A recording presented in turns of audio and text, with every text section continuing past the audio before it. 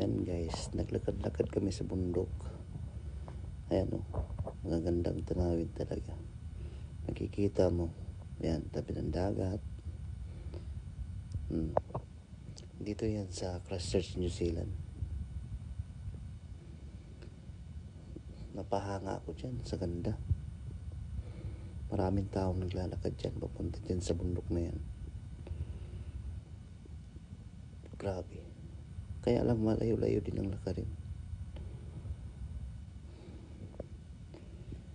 Hindi ko nga maano yan kasi umaga yan. Umaga kami naglakad dyan eh. Pero maganda. Sarap dyan, mamingwit. Ganda ng view. Kikita mo talaga nga sariwa pang hangin. Yan lang guys, salamat.